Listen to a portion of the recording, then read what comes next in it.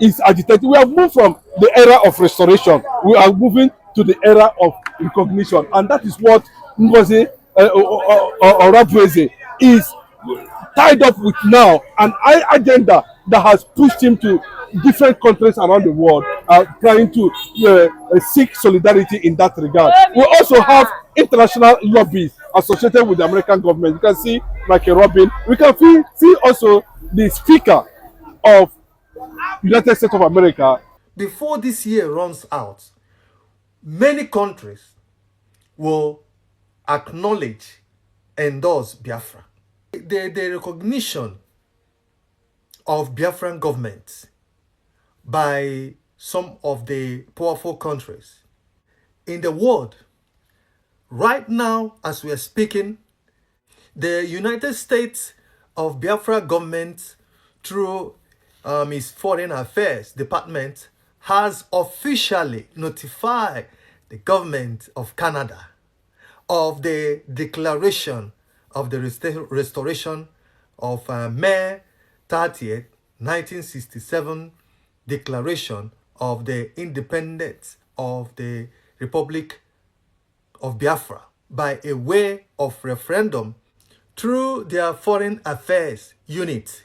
The United States of Biafra government officially presented the Prime Minister E.H. Simon Ekpa as the head of sovereign states of United States of Biafra. An acknowledgement of receipt of this official communication from the United States of Biafra government has been confirmed. Director General Affairs, Department of State, Honorable Ada Eze. Wow. Anekwu nke emereme, aneme ọzọ. I'm telling you, I'm happy sharing this kind of news. Like I said before, this is the kind of news that Biafrans want to be hearing. How the Biafran government are pushing and creating awareness of Biafra to the world. Now Canada has acknowledged the receipt of this official communication from the United States of Biafra. It's another wonderful news. If we keep on doing all this, I'm telling you, before this year runs out, many countries will acknowledge, endorse Biafra. I'm telling you, this is the kind of thing that Biafran government is supposed to be doing. Don't mind those people that want to create problem or want to destroy this government. COS, Dr. Ngozi Orabueze, Chief of Staff, she is doing wonderful job. She is doing a great job. She must focus on doing great job that she has been doing since Prime Minister was detained. Now, Canadian government have acknowledged the receipt of this official communication from the United States of Biafra government. It has been confirmed that the Canadian government have received the letter, the communication. So it's a very good news. And Biafrans have reacted to this news as well. Let us go and read some of the reaction coming from Biafran people. Enyi Chijoke said, "Good job. I never hear this type of news from the one who claimed he is acting prime minister. Even Congo to recognize their criminal have not heard." It's only how to do fundraising is what he knows. Well, I love this. Even common Congo has not. Oh my God, let us be serious, man. Maze Namdi said, all must hail Biafra. Another person, Alfonso, said, thanks so much. My honorable, please, if it's possible, let all these letters go all over in 1 week. Thank you. Wow. Ben Chooks said, my PM, keep doing the wonderful job. The sky is your limit. May Elohim bless you. Another one, Ugo said, we are on the move. No stopping. Igbo man say, all must help Biafra. Nnamdi say, you guys are doing a nice work. All must help Biafra. James said, we are moving fast. More grace to your elbow, my DPM. Peter said, we move. Chuka said, who are you to notify Canada? Jokers. These are Nigerian people, enemies of progress, that will never accept anything. You know, we have so many of them. And whenever they hear this kind of news, they'll always come out in your comment section, start saying things, commenting rubbish, because they are jealous. They are jealous. And they never expected such a thing happening to Biafrans. So when this kind of news come up, you will see some of them, they'll start commenting rubbish. But we don't care. We know that this kind of thing will be happening. Some people will be countering your sources by all means. But we don't care. The thing is this, that Biafran government, Biafra as a nation, we are moving fast. How many countries now? Like I said before you know it, before this year ends, you will see so many countries that will support, endorse, or acknowledge Biafra as a sovereign state. It's happening. You can see it is happening. When countries start showing interest, acknowledgement of a country, the other countries that are there, like I said before, they will pick interest. They would like to show their support as well. Or even they would like to acknowledge that, oh, Biafra is a country or want to exist as a sovereign state. I mean, it's obvious. So let the Biafran government, headed by COS, Chief of Staff Ngozi Orabreze, let her keep focusing, doing great job she's been doing. Let her not allow any distraction. All these people coming out, trying to destroy her, trying to attack her, say things, you know, let her ignore them and focus. Look at now the kind of achievements that she has achieved since Prime Minister was detained. It's a good thing. And like I said before, please, this is the kind of thing that we want as a Biafrans to be hearing from the government, from the Biafran Republic government in exile. We want this kind of news that will be coming up. Oh, this country has endorsed or acknowledged, or this country has a welcome, or this country are supporting. This is the news that Biafrans at this moment need. Since the re-declaration of Biafran states, I mean, because of distraction from some of the fulefus we have, it has limited this kind of thing. But now, our Chief of Staff, Ngozi Orabreze, has focused more on making sure that Biafra awareness is being spread. Like someone said in a comment section, please, ma, if you can be spreading this kind of, sending this kind of letter out there to world powers, it's something. When you send it about 10 or 20 countries, at least 5 or 6 will acknowledge it and endorse Biafra. That's how country starts. Before you know it, I said before you know it, so many countries pick interest and endorse Biafra and acknowledge Biafra as a sovereign state. It's happening. You can see it everywhere. Japan, USA, Canada. Before you know it, other countries will follow. So it's a very welcoming news. Leave your comment. Let us know what you think. Thank you. God bless you all. Bye.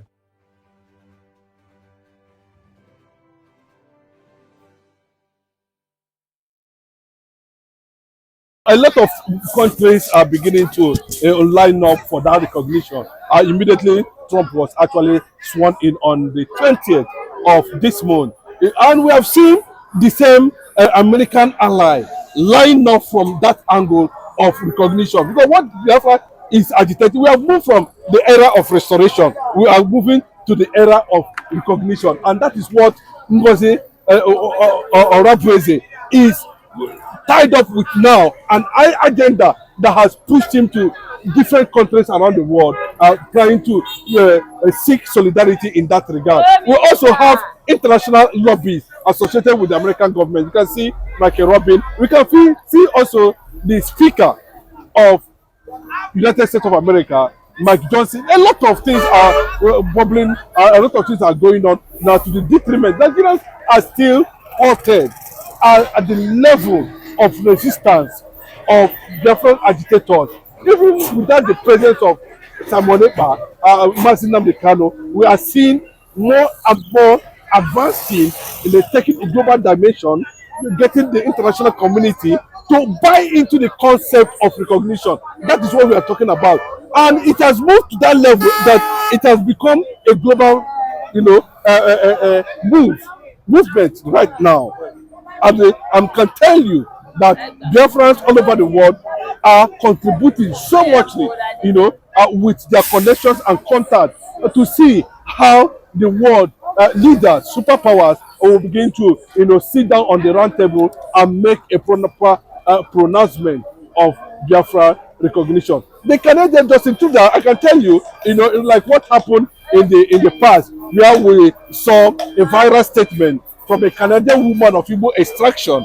If I can remember her name, something Amaka. Amaka Sonbega. Yes, the Canadian government quickly intervened and called the shots of the Nigerian government. I was able to put the Nigerian government at check. To an extent, they have to stop or threaten to sanction or cut off bilateral relationship with Nigeria, because until that issue was properly addressed by Biafrans in Canada. They came up and was able to. So it was an atmosphere where we have a closer contact with the Prime Minister of President of Canada as at that time, and we will share in his thoughts. We know that he's a conservative actually, but he was able to give audience and make sure that proper investigation is done and justice given.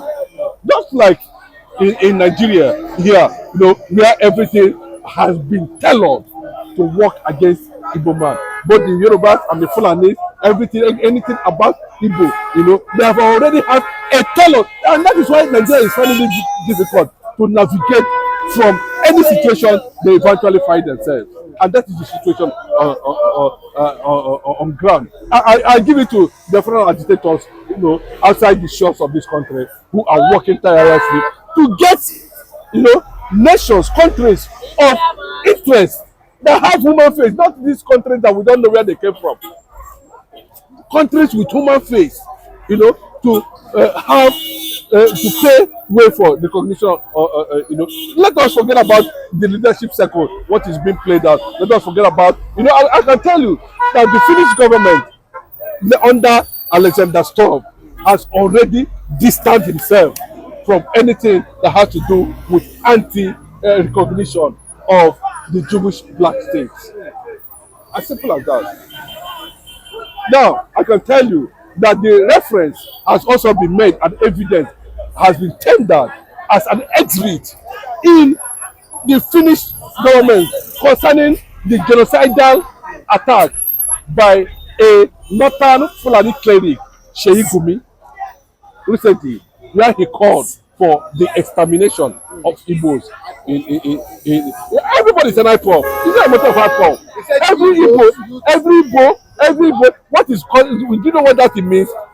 That the Igbos should go and die. You know that Igbo youth is an IPOB, and IPOB is Igbo youth. So what is the difference? What are you trying to achieve? What is the yardstick? What are you trying to? What message that I expected by now that the federal government would have looked into that statement that has already gone viral and received over 100 million condemnation, calls for arrest and execution of persecution and proscription and persecution, jailing of that terrorist cleric called Gumi. I don't know what to know. You remember there was a time he was rejected in Saudi. They don't want to see him. The Saudi government doesn't want to see him. But all of a sudden, because he places himself as the face of the hidden agenda that's going on in Yoruba land now. Are they not in Yoruba land? They are already in the Yoruba land. And that's what I'm saying. As long as we cannot witness this thing, the Yoruba nation themselves owe it as a duty to Mazi Nnamdi Kanu, because he saw it coming. He never kept silent because he's not a coward. It's not because he's going to be a threat to the Yorubas. Now, after all, nothing concerns him. I'm an Igbo man. But he said no. He alerted the whole world. He alerted the Yoruba nation. He alerted the Yoruba political class. He told them of the consequences of this seemingly synergy romance with the Fulani. What are we seeing today? When they are trying to attack the Southwest, they are also making genocidal statement in the East. Imagine somebody that calls himself a cleric, that people should go and kill themselves and die. So is that what they preach in their respective places of worship? That people should go and die. And Nigerian government have kept silent because he's not an Igbo man. Over 30, 40 soldiers were killed in the north. Nobody is talking about saying anything. But assuming it is in the east, they would have commanded the whole battalion in Nigeria to move down to east. But the significance of the word understanding the quagmire Igbo people, Igbo nation have found themselves in this country is the reason why they should quicken up the cognition of Biafra as a sovereign state. And it's as simple as that. And I thank the Canadian government, I thank the Canadian ambassadors, I thank all the lobbyists all over the world who are taking these documents, Biafran charter, to different countries of the world, presenting, asking, seeking for solidarity. And what is the solidarity? The United Nations themselves, via their leaders, to start making pronouncements, signaling the recognition. That's what we need. Biafra can never be redeclared the second time. What we are seeking is restoration and recognition of Biafra as a nation that has come to be. That is the way to go. And the Eastern governors also should understand that very clearly, that a time will come, posterity is going to judge them. The likes of Hopu Sodema, the likes of Tukuma Soludo, the governor. I don't want to take an exemption of the governor of Abia State, Alex Oti, because of certain steps. But he's also a governor. I do not see them advocating. Look at what is happening at Enugu State. The governor of Enugu State, Peter Mba. We saw how the president rushed in and rushed out of Enugu. None of them have that courage to summon the presidency over the release of Mazi Nnamdi Kanu, the supreme leader, the IPOB leader, a man of many colors, the only Nigeria-British-born, Biafran-born, British-born, Biafra-born political activist.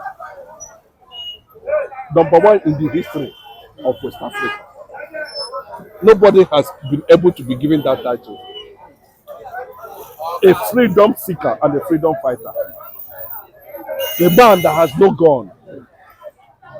It amazes the Northerners. It makes them warm.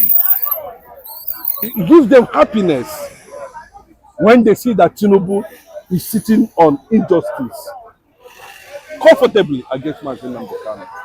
The whole world is watching. And unfortunately for Nigeria, these things they are doing, this inhuman treatment, this oppression and suppression of the entire 18 billion of Igbos all over the world is being documented and will be used against them when the time comes. But if the likes of Ngozi Orabeze continue to get this acceptance from other recognized country, do you not think Biafra in 2 years' time will become a recognized country around the globe?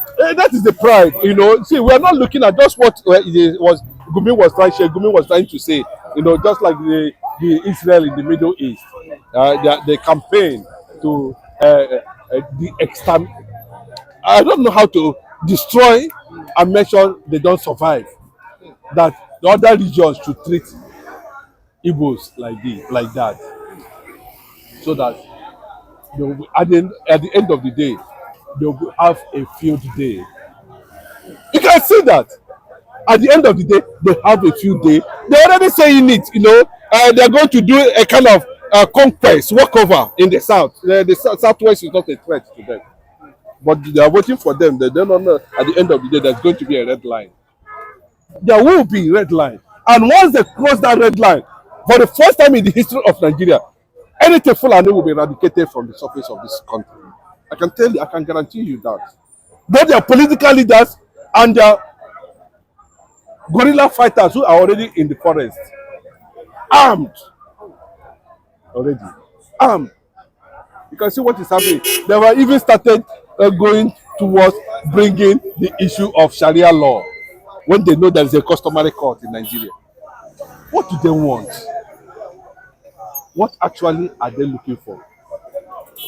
The fear of people being killed unnecessarily or without any provocation is the reason why Nigeria should divide.